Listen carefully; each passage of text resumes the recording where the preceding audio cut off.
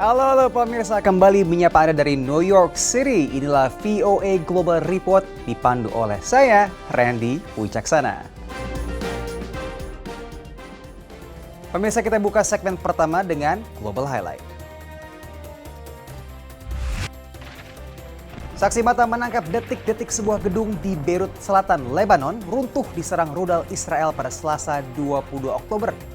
10 orang dilaporkan tewas pada serangan hari itu. Israel gencarkan serangan ke Lebanon menargetkan kelompok Hizbullah dan telah sebabkan 1,2 juta orang mengungsi.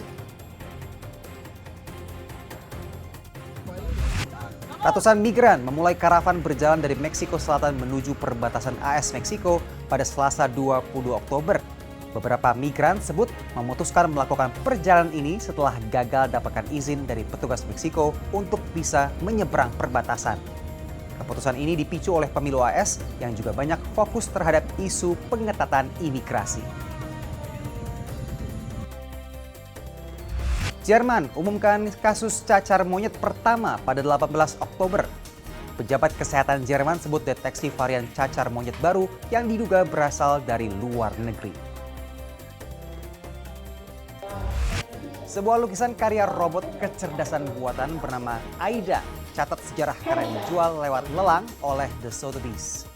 Karya lukisan ini diberi nama AI God dan diperkirakan akan terjual di kisaran 120 hingga 180 ribu dolar atau sekitar 2 miliar rupiah.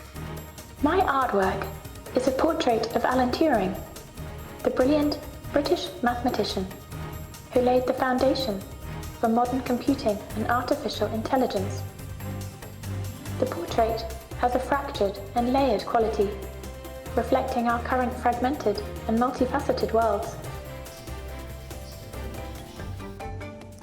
Demikian tadi Global Highlight, pemirsa. Kita ke berita berikutnya di mana Amerika Serikat memberi hibah total 10,9 juta dolar Amerika Serikat atau sekitar 157 miliar rupiah untuk sistem Smart City di ibu kota Nusantara IKN. AS memboyong perusahaan teknologi terkemuka seperti Amazon dan Motorola dalam proyek tersebut. Kita simak laporan Rio Tuasikal berikut.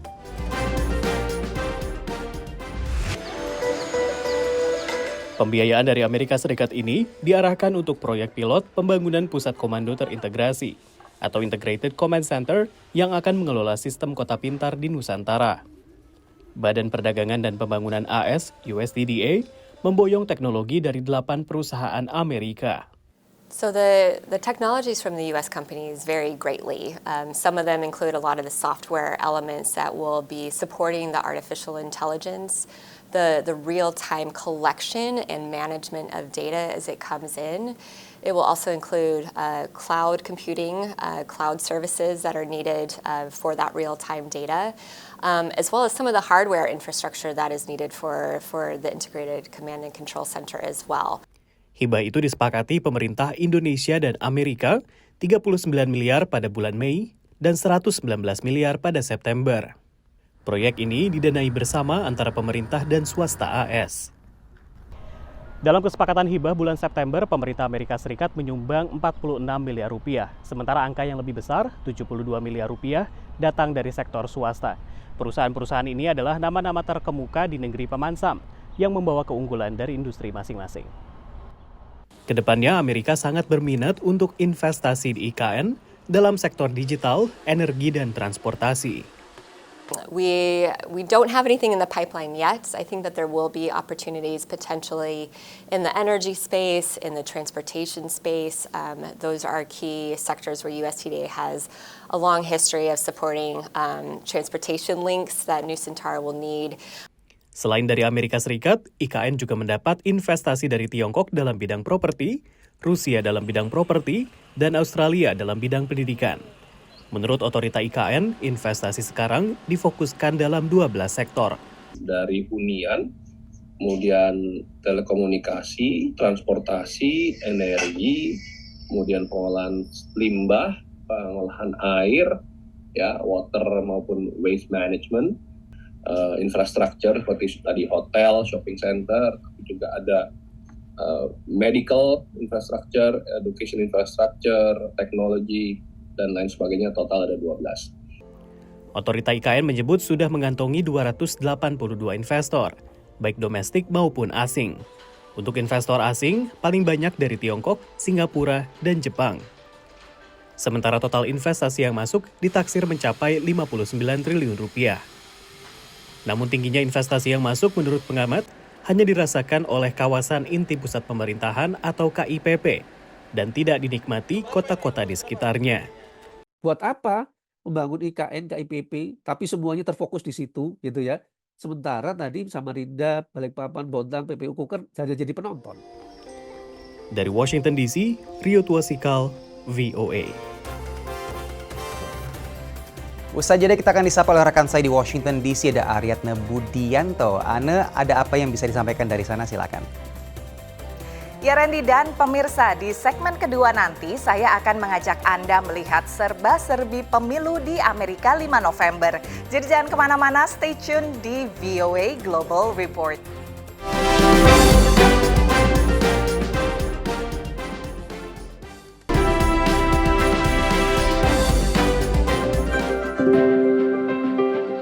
Pemirsa, kembali di VOA Global Report dari Washington DC, saya Aryatna Budianto. Di segmen kedua ini kembali saya ajak Anda melihat update seputar pemilu di AS yang kali ini lebih berwarna seiring bertambahnya jumlah imigran naturalisasi yang bisa mempengaruhi perolehan suara elektorat. Nah, suara ini adalah yang menjamin kemenangan seorang kandidat presiden. Wisconsin, salah satu negara bagian yang diperebutkan atau battleground, adalah rumah bagi banyak pengungsi Rohingya yang mendapat suaka di Amerika Serikat. Nah, tahun ini banyak warga senior Rohingya yang untuk pertama kalinya bisa memilih. Selengkapnya dalam liputan Randy Wicaksana berikut ini. Nur Karim, warga Rohingya yang 33 tahun mengungsi di Malaysia, pindah untuk menetap di Amerika Serikat pada 2015. Tinggal di pinggiran kota Milwaukee bersama istri dan anaknya, Nur Karim berprofesi sebagai sopir taksi online. Ini adalah mobil pertama yang Nur Karim miliki di usianya yang sudah lewat setengah abad. Happy dalam, tak boleh cerita lah, banyak happy. Jalan sendiri, kira tak boleh tolong orang. Sini kan tak kita kalau banyak susah. Sini penting satu kereta ya. Di usianya ke-56 tahun, untuk pertama kalinya juga, Nur Karim punya hak untuk memilih pemimpinnya sebagai warga negara Amerika. Trump lah, Republican dengan dia tuh, Republican itu businessman. Saya kan soft employer, kerja, berjalan ubur. Sekarang saya turun. Diperkirakan ada sekitar 12.000 warga Rohingya yang kini bermukim di Amerika Serikat. Mayoritas, sekitar 2.000 hingga 4.000 berada di Milwaukee, bagian dari negara bagian Wisconsin yang termasuk swing state, yang suaranya diperebutkan dua partai pemilu AS. Proses resettlement atau pemukiman kembali warga Rohingya di AS juga berkat bantuan Pusat Komunitas Rohingya, BRCW, atau Burmese Rohingya Community of Wisconsin. This is a church before, so we bought this building. Muhammad Anwar mendirikan BRCW dan komunitasnya membeli gedung tua bekas gereja ini dan menjadikannya pusat komunitas Rohingya di Milwaukee. This is a gym. We even don't know what is right before, when we're living in Burma, We thought that's a life, a human being can have. Anwar sendiri dapatkan kewarganegaranya tahun 2020 dan untuk pertama kali dalam hidupnya ia memiliki hak untuk memilih presiden. Pilihan presidennya jatuh kepada yang menurutnya ramah terhadap para pengungsi. Meski sebagai pemimpin organisasi nirlaba, ia tak bisa terang-terangan tunjukkan dukungan partai politiknya. I never vote in Myanmar.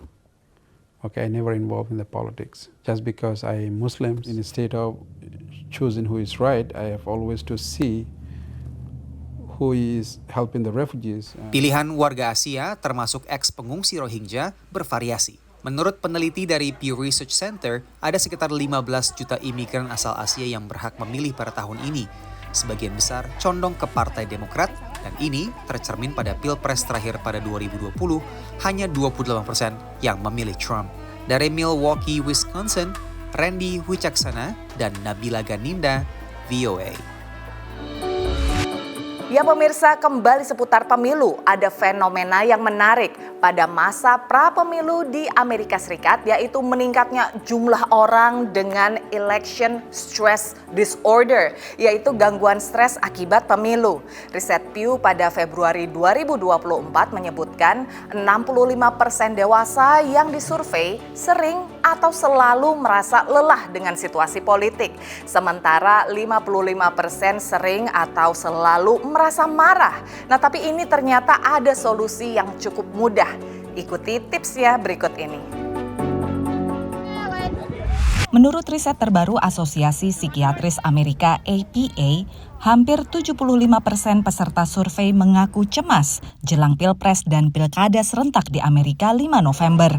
Sejumlah psikolog menyebut fenomena ini sebagai election stress disorder atau gangguan stres pemilu. The political climate and discussions about the election had become a lot more heated and a lot more divisive. And we wondered if that was having an impact on individuals. And certainly their self-reported experience of it was that indeed that has been a significant source of stress for many individuals. And other research has also found similar kinds of results. Stres warga Amerika akan politik meningkat di tengah pergantian kandidat presiden, percobaan pembunuhan, pertikaian hukum, dan lainnya. Hasil penelitian University of Nebraska-Lincoln menambahkan stres politik mempengaruhi berbagai aspek kehidupan. A fifth to a quarter of American reports ruptured social relationships, maybe even problems at work because of politics.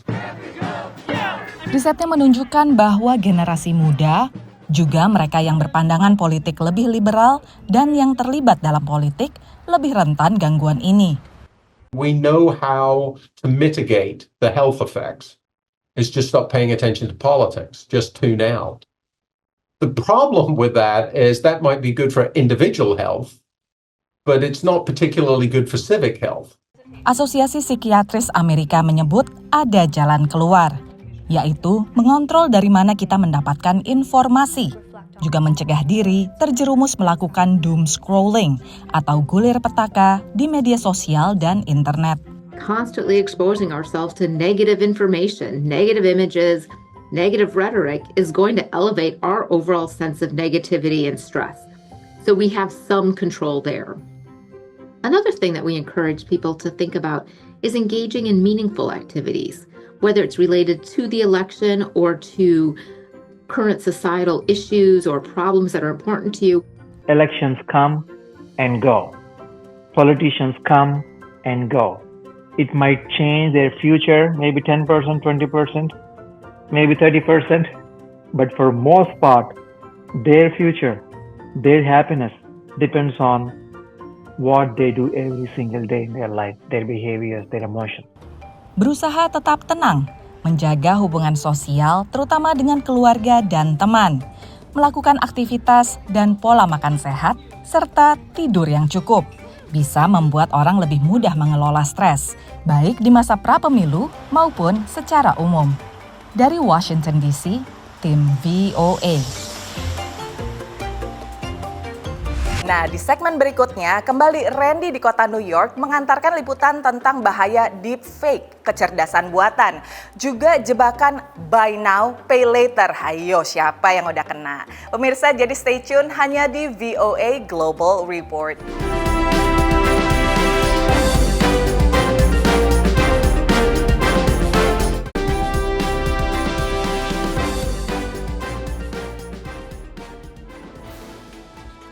Welcome back to New York City, pemirsa, masih dalam VOA Global Report. Peneliti di Amerika Serikat menemukan kecerdasan buatan digunakan untuk membuat konten ekstremis di Indonesia. Video-video itu menggunakan wajah terpidana kasus terorisme yang telah meninggal dunia dan diedarkan di media sosial. Selengkapnya kembali oleh Rio Tuasikal. Video-video ini dibuat dengan kecerdasan buatan atau AI. Ketiganya sama-sama menampilkan terpidana kasus terorisme di Indonesia. Sebagian dilengkapi ilustrasi AI generatif. Ratusan nyawa hilang karena bom rakitan saya. Video ini menggunakan deepfake Dr. Azari, pembuat bom asal Malaysia, dalam peledakan 7 bom termasuk di Makassar, Bali, dan Jakarta. Sejak diposting tahun lalu, video ini telah disukai 120.000 kali. Extremists that many of us know already passed away, but many perhaps don't. That can create some sort of a psychological impact, I guess, towards the audience. Either they want to know more about the event and explore what exactly had happened, or they feel like sympathy, right? Dia mencermati tokoh-tokoh ini berafiliasi dengan jaringan Jemaah Islamiyah atau JI. Namun dia belum dapat menerka siapa pembuat video ini dan apa motivasinya. It might be like sympathizers. It might be just people like, leveraging AI to create content like on the platform without really thinking about what would be the potential impact of such content toward people that perhaps already have certain belief within themselves. Penggunaan teknologi komunikasi untuk propaganda ekstremis bukanlah hal baru. Kelompok ISIS misalnya menggunakan media sosial, YouTube, hingga aplikasi pesan instan untuk menyebar pesan dan merekrut orang. Kehadiran AI dikhawatirkan memperparah situasi ini. Sebuah kajian dari Perserikatan Bangsa-Bangsa mewaspadai 16 potensi penyalahgunaan AI oleh kelompok teroris. Selain digunakan untuk membuat konten deepfake atau menyebarkan hoax, AI juga dikhawatirkan digunakan untuk rekayasa sosial dan serangan cyber. Indonesia belum punya regulasi spesifik yang mengatur terorisme siber. Namun pemerintah rutin melakukan pemblokiran terhadap konten terorisme dan radikalisme yang dalam kurun Juni 2023 hingga Maret 2024 mencapai 5.700-an konten. Pemblokiran dilakukan berdasarkan Undang-Undang Informasi dan Transaksi Elektronik atau Undang-Undang ITE dan peraturan pemerintah turunannya. Namun aturan yang sama juga turut mengatur soal berita palsu alias hoax. Pengamat mencermati, hukum seperti ini kadang disalahgunakan dan malah melanggar kebebasan berekspresi masyarakat. An anti-fake news law prohibiting the spread of false information does not comply with international human rights obligations. It violates freedom of expression. So you can't really have that. And I think it's problematic if the government is the arbiters of truth. Ketimbang menggunakan undang-undang konten negatif atau berita palsu, menurut Zekri, bisa meregulasi teknologi yang rentan disalahgunakan. Seperti yang dilakukan negara bagian California yang melarang teknologi bot berpura-pura sebagai manusia dan mewajibkan deklarasi penggunaannya. So if you're trying to curb the spread of disinformation, you don't want bots to be able to spread that message widely. Dari Washington DC, Rio Tuasikal, VOA. Pemirsa, siapa yang hobinya check out keranjang belanja online dengan pay later? Tahu nggak di Amerika sekarang juga ada pilihan pay later, bahkan untuk belanja online dan offline. Nah, ahli udah bilang nih, hati-hati. Toko fisik maupun retail online tak menunggu hingga November untuk menawarkan beragam diskon besar-besaran, seperti layaknya tahun-tahun sebelum pandemi COVID. Potongan harga telah ditawarkan sejak Oktober. Retailers know that consumers are feeling the pressure of inflation and people are shopping earlier as a result because they want more time to compare prices. Menurut Adobe Analytics, total pembelanjaan akhir tahun konsumen Amerika Serikat bakal mencapai 241 miliar dolar, peningkatan 8% dibandingkan tahun sebelumnya. Tapi untuk menyiasati pembelanjaan akhir tahun di tengah tingginya laju inflasi, semakin banyak konsumen Amerika Serikat memanfaatkan skema pembayaran Buy Now Pay Later yang bisa dicicil hingga waktu 36 bulan. Menurut Adobe Analytics, total pembelanjaan menggunakan Buy Now Pay Later meningkat sekitar 11% dibandingkan periode yang sama tahun lalu dan totalnya mencapai sekitar 18,5 miliar dolar. Diperkirakan sekitar 1/5 konsumen Amerika Serikat telah memanfaatkan cicilan Buy Now Pay Later. There is potentially a gap insofar as how much we know people are taking on these loans and how big and how ballooned the debt problem is. For sure, Buy Now Pay Later plans are contributing to the growing debt problem in our country. Ahli keuangan mengingatkan jangan sembarangan belanja menggunakan kemudahan BNPL dan tetap sesuaikan pengeluaran dengan anggaran. You have to know the rules. You want to be very clear and understand what the fees may be associated with late payments. Understand that your behavior with this payment plan, if you were perfect and you paid it off in full in 4 installments, you did everything right, that's not going to help you build credit. Di Philadelphia, seorang pekerja klinik praktik bedah plastik mengaku lebih suka menggunakan pembayaran lewat cicilan. I love that the payments are split, usually into 4 payments. I do like that it's automatically debited, and I like the way the companies keep up with the consumer. Klinik tempat Lori bekerja pun telah hampir 20 tahun menawarkan pembayaran lewat cicilan, sehingga ia sendiri memilih bayar dengan BNPL. I actually try to use the buy now, pay later 100% of the time on larger purchases and try to remove the credit cards completely. Tapi untuk menghindari jebakan utang, Lori memilih opsi bayar otomatis dan debit langsung ke rekening banknya. I do find it easier to keep track of what you're spending through their apps and their notifications. Just makes the process so much more simple. Menurut kelompok advokasi konsumen, yang sering memperparah lilitan utang akibat buy now, pay later adalah digunakannya kartu kredit untuk membayar cicilan seperti ini. Sehingga utang pokok dan bunganya semakin menumpuk dan semuanya akhirnya harus tetap dibayar. Dari Washington DC, Nova Purwadi dan tim VOA. And that's it, Global Report for today. Pemirsa, kita jumpa lagi pekan depan selalu di kanal YouTube VOA Indonesia. Saya Randy Wicaksana pamit undur diri. Sampai jumpa.